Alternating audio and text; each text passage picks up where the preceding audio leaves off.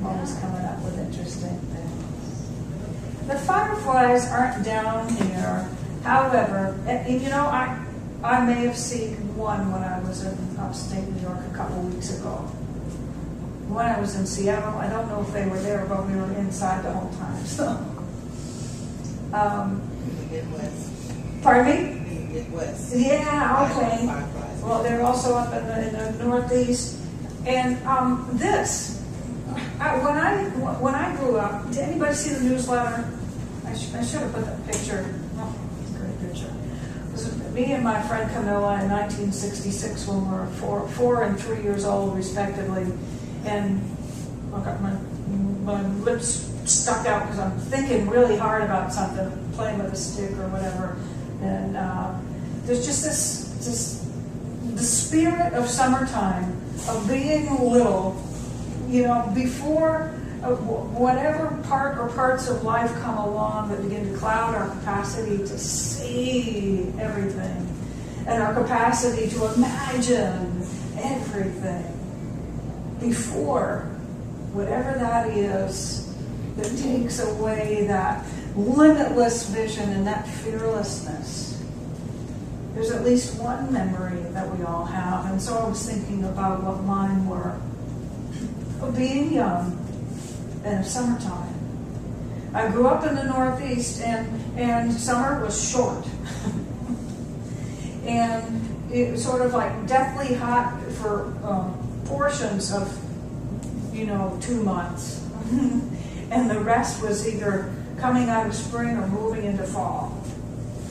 And I remember this combination of being a child who had begun to go to school. And I don't know if you were at Betty. My sister had her 60th birthday the other day. And so one of her trivia questions was, what was the first school I ever dropped out of? And it was kindergarten. She dropped out of kindergarten. That's so funny. Nursery school, kindergarten, and a couple of daycares with, the mean old lady who zipped my chin into my jacket. I remember that. But I remember summertime was this time where we had a break from school, because I was part of my life by then, and knew how to read, and my mind was just going.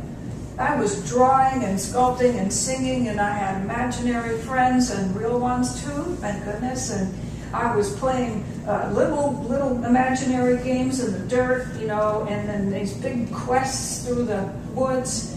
My best friend Ben and I, I was a trailblazer, But the combination of knowing how to read and being off for a few months and having that kind of mindset is just awesome. Short-lived, precious. And I remember we had one of those mailboxes. Anybody else have a mailbox that was big enough to put a small puppy in? Down at the end of the driveway. I lived on a dirt road in the middle of not a whole lot, but it was a great arena for adventure. And I remember going down there to check that mailbox, and I'd open it up and it would make that creaking sound, and I'd look inside, and there would be this weekly reader once a week just for the summertime, and it was to keep us practicing reading and then being interested in education, I guess. And I remember the way that it smelled.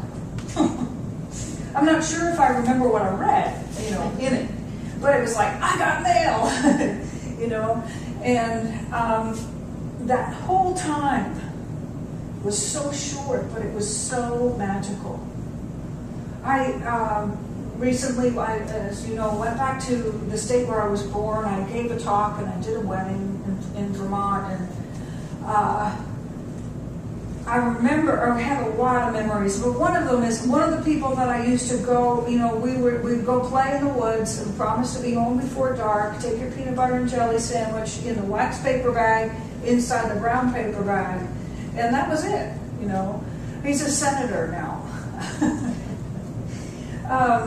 But the reason I thought that this would be such a great, juicy way to end the month of July is because every one of us, no matter where we grew grew up, or in what circumstances, or when and what caused our eyes to begin to close a little bit and our imagination to hold back a little bit. We have a memory somewhere of one moment of fearlessness. I believe that we have at least one. Perhaps you played games of being a detective. Perhaps you did cops and robbers. Perhaps you did some kind of adventure. I also have all kinds of escapades cooking things. Didn't have an easy bake oven, but I was busy. When you live out in the country, you got to make all your own stuff, so you got to get started early. But whatever it was, whether you made a fort inside a closet or there was one place where you could go and dream as much as you want to. My oldest sister used to hide under her bed and read books. Just however we got there, there was some part of us that got there. And so no matter what has happened since then, that capacity to see forever, to see with the eyes of a child, and that capacity to think like a genie, to dream and to imagine great things, it isn't lost. It just might be dusty.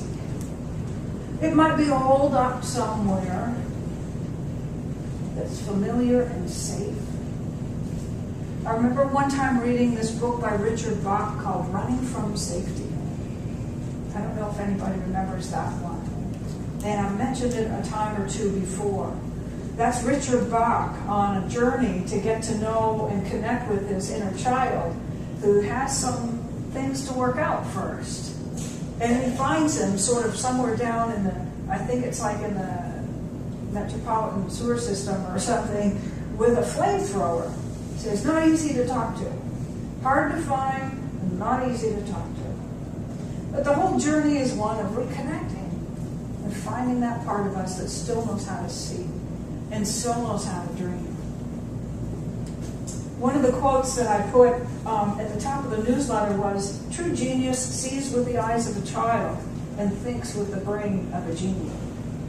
Now, when I was a kid, I couldn't decide if I wanted to be a policeman or a fireman. And when you're little, you don't think about gender, and I was too busy thinking about all these adventures to imagine anything at all. But there were those, and then there was I Dream of Jeannie and Bewitched. Strange the things that we remember. So to see with the eyes of a child and to live in pure possibility are things that we might feel are no longer possible. Had our chance, didn't go so well. I guess I missed it. But maybe we didn't. Because I have a feeling that if we can recall one memory, one time in our lives, one single moment where we felt fearless, we can call that up and bring it back and have that quality. It's sort of like put on those glasses and look through them again. Many of us are going through or have gone through some sort of did I miss it? Is it too late now? I'm just getting my act together, darn, if only. Well, this is sort of the antidote to if only. It's going back to that part that's still within each one of us that can see with the eyes of a child, no matter what our age or where we are in life right now. And no matter what happened between those years and these. And we can think like a genie, especially if you're involved in this philosophy or similar ones at all. We are so fortunate. It's become public knowledge in the medical field, in neuroscience, in quantum physics, in so many other arenas, that what we think about and the quality of our thinking influences and co-produces our outcomes. It's what the ancients said. It's what many religions have said. It's what many philosophers postulated. It's what many artists and poets just knew from their guts. And know is something that we know, and we know that we know it. So if our aim is to be able to see with the eyes of a child and think with the mind of a genie, and you're sitting here already, then you've already begun to think with the mind of a genie. If you're involved in any of these explorations of new thought, of new interpretation of old teachings, of daring to imagine that you can have your own personal experience of revelation, of daring to imagine that this really is in you also, and that all these things so shall ye do. If you're playing with that, you're already thinking like a genie. So what's left then? What's left is to restore the eyesight, if you will, of the child. Now there's something that most of us took on, and maybe the ones who didn't aren't here. But many of us took on a very common quality that is the imaginary opponent of love. The imaginary opponent that is so fleshed out and real, and its outcomes are so detectable by the senses that we have come to believe in it as a reality and a power in itself. And it's really not. And that is fear. I meant to find out the name of this. Oh, I'm going to remember it. Dr. Simon. It might even be Simonton. Or Simons. It's something. Sid Simons. Okay, there we go. Dr. Sid Simons. I believe he was or is a psychologist and an instructor at UMass Amherst. Anyway, we did our best to remember who created these 10 ways that fear blocks change. He studied a lot about the evolution of fear and the ways that it has blocked our access to possibility. And so I just want to go through a little list of some of these recognizable and common qualities. 1, fear persuades you to set easier goals and do less than you are capable of doing. 2, fear triggers internal defense systems and fools you into thinking that you have perfectly good reasons not to change. And by the way, in substitute of the word change, you can try grow or risk or reach or anything other than hanging out where it's perceptibly safe and comfortable. Number 3, fear, especially fear of failure or disappointment, reduces the number of available alternatives. It keeps you from pursuing that. Number 4, fear, particularly fear of making mistakes, causes indecisiveness and confusion. Fear stops you from knowing what you really want. Think about how we are encouraged to discover our own initiative and take initiative, but every time we get in trouble for making the wrong choice, we think, maybe that's not such a good idea. Maybe I better not have any more ideas, you know? Number 5, fear warps your perception of your life and what you can do to make it better. Number 6, fear keeps you from asking for help when you need help or benefiting from the emotional support offered to you. I do that. I say, no, that's okay, I'm fine, and I'm not fine. We do it so often. We set up this passive-aggressive, time bomb. Oh, that's okay, I'm all right, I don't mind, it's okay, yeah, that's cool. And then it builds up to so not okay. It's a big mess. And then we have to stop and clean it up and start over. Number 7, fear keeps you from asserting yourself and persuades you to settle for what you feel you must settle for instead of going after what you want. That's one thing that I realized in taking some time to go away. You know how when you leave town, you go You stay with someone else, you stay somewhere else, you visit other people, you do other things. It offers an opportunity for contrast and for sort of reevaluation. These things that we settle for and the ways that we do that are so subtle, so automatic, so habitual, we don't even realize that we're doing. Number 8, to calm your fears, you develop and get stuck with unhealthy habits and patterns of behavior. We'll just not talk about that anymore. Yes. 9, fear often makes you give up just one step short of your goal.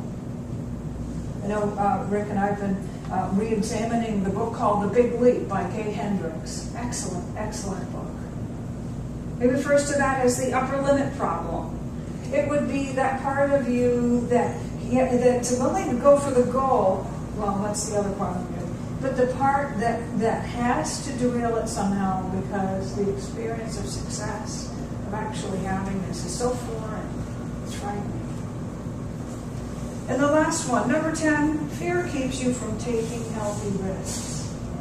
So I would say that perhaps many of us are ready to just look fear in the face and say, you know what, I've had enough. We did this ritual in Seattle last week, and the week before. And I got to go up and put something in this vessel on an altar that I was ready to let go of. And I believe I spoke about that last Sunday. But I took the time to give thanks for having something to push against, because that was part of my development. They say that when a baby is born by natural means through the birth canal, there's all of these pressure points get triggered, and they trigger the expression of certain genetic capacities. And so I'm imagining that my life experiences have given me similar opportunities to be triggered and to express my potential. Sometimes I think of it as, you know how the Olympic swimmers, they swim down to one end of the pool and then they kick off with so much force to go back that way. And I think about all of the birds and reptiles that grow in these shells, and then they got to peck their way out. I think there's a certain element of having to have something to push against in order to become who we are today. And you know what? Even if that's a bunch of bunk, it gives me a different framework. It allows me to think of some of the things that happened in my past in a different way. And why would I do that? Because I want to be able to see like a child again. And why would I do that? Because I want to be able to think like a genie again. And why would I do those things? Because the promise is that the two of them together equal genius. The two of them together equal living that possibility instead of longing for it. The two of them together equal living it instead of longing for it, and no longer having to do things like be a master of telling myself I really didn't want that anyway. I don't care. No longer having to be a master of coping, self-medication, avoidance. No longer having to set up those passive-aggressive time bombs and then watch them go up and clean up the mess and start over. I speak from experience. So, I believe that the antidote is to look at those moments when we have had fearlessness. There are a couple words I want to share from you, and then we're going to have fun exploring these further. These are some words from a song by Guy Clark called The Cape. Does anybody remember that song? Okay. Guy Clark, it's called The Cape. Always trust your cape. It's a ballad, and he speaks of being 8 years old with a flour sack cape tied all around his neck. He climbed up on the garage. He's figuring, what the heck? Well, he screwed his courage up so tight that the whole thing would come unwound. He got a running start, and bless his heart, he's headed for the ground. Well, he's one of those who knows that life is just a leap of faith. Spread your arms and hold your breath and always trust your cape. And it goes on to talk about being a young man with that attitude still in place, and an old guy with that attitude still in place, and how he never knew he couldn't fly, so he did. There are countless other songs. I know that David Alt did one that's about a bumblebee who didn't realize that scientifically and logically its capacity to fly is impossible. So it did. So is there something in you that can remember what it's like to be fearless? Is there something in you that can remember what it's like to see forever? Is there something in you that can remember what it's like to imagine infinite possibilities?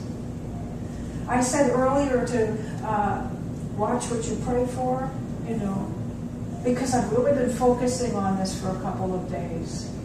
And I've spent some time, just me, less than an hour, but a good half hour, just really deeply sitting with this and doing some letting go. And then doing some, pecking out of that shell. And then making some declarations. And then saying to my higher power, use me, bring it on. And I've watched even the last 2 days unfold differently. I've watched that incorrigible young child come back who wants to do all of these different things all at once and does not want to hear about why they're not possible. Right. Yay. I'm happy that if that takes place, that I might surprise a few people. That my enthusiasm might even be annoying. So what? Do you know in Eckhart Tolle's A New Earth, he talks about how we have a confusion sometimes with our friends and family, recognizing the difference between enthusiasm and anxiety.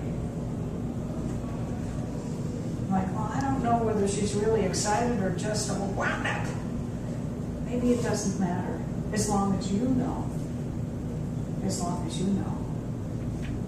I'm here to tell you that today, with what you know and where you are, it is safe to see like a child. I'm here to tell you that today, no matter where you've been and what you've heard before, it is safe to dream like a genie. I'm here today to tell you that we celebrate one another for remembering how to do that. And what I'd like to also say before I close,